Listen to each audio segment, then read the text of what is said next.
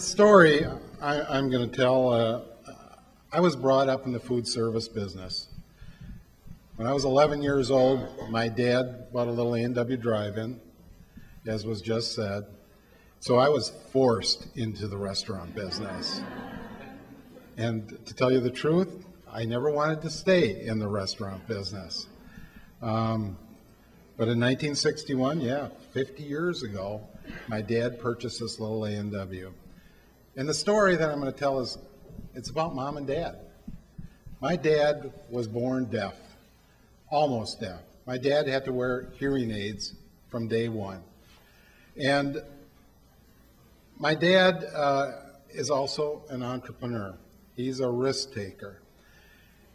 And the challenges that he had over the years, getting into business, not hearing very well, sometimes hearing something other than what was really said, you know, I saw that happen so many times. And for that gentleman, by the way, he's going to be 89 in August, for that gentleman to get into business and be as entrepreneurial as he was and the risk taker that he was, I just marvel at that. But you know what? Back then when I was a kid, working with my mom and dad, he was a slave driver is what he was. And I didn't think he was the smartest guy in the world. I didn't think either one of them, neither one had a college degree. They just decided to get into business one day and not knowing anything about it. My mom, my dad is an entrepreneur. He is an entrepreneur. If I called Dad today, he's down in Naples, Florida right now. If I called him right now and said, Dad, let's get into this business, he'd say, what are you waiting for? Let's go. That's the kind of guy he is, and certainly was. Well, my mom, on the other hand, not an entrepreneur. Mom grew up not a risk taker. Mom probably has the first dollar she ever made, as a matter of fact. Mom grew up with a family of 13 in Pickett, Wisconsin. Anybody know where Pickett, Wisconsin is? Some of you from Oshkosh or Ripon. It sits right in between Ripon and Oshkosh. And Mom grew up in a farm with 13 brothers and sisters, and not one of those children ever went into business. And so it was just kind of a DNA thing. Mom wasn't about to become an entrepreneur and not take a risk. But the two of them together were such a force. They had that little A&W until I graduated from high school in 1968. And I went off to college at UW Oshkosh, as was said. I've got a degree in biology, of all things. Not hospitality, not business.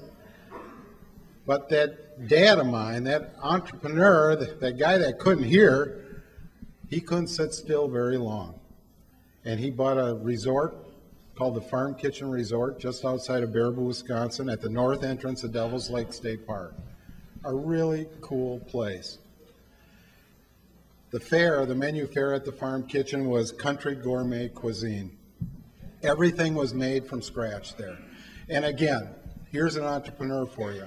Going from a hot dog and hamburger stand to a place like this that has 24 cottages, swimming pool, amusement barn, shuffleboard, 2 big dining rooms, large kitchen, a little bar area, which they knew nothing about how to run. That's being entrepreneurial. Maybe it's being stupid too, But Mom and Dad, as I grew up and found out and started to realize how smart they really were. However, there were many times, especially at the Farm Kitchen. And it was a very, very busy place. On Mother's Day, we'd serve a couple thousand people at the Farm Kitchen Resort for breakfast and lunch and throughout dinner. But as I said, Dad was challenged when it came to hearing.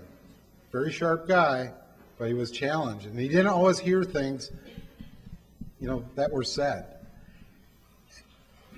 And I was embarrassed many times by my dad. I really was. And I'm a little embarrassed to tell you that as well. But I think that happens sometimes with people that are challenged and you're working around those people. Sometimes they may embarrass the people around them. Well, that wasn't right on my part. It wasn't. Because my dad is much sharper than I am. And he taught me that many, many times over.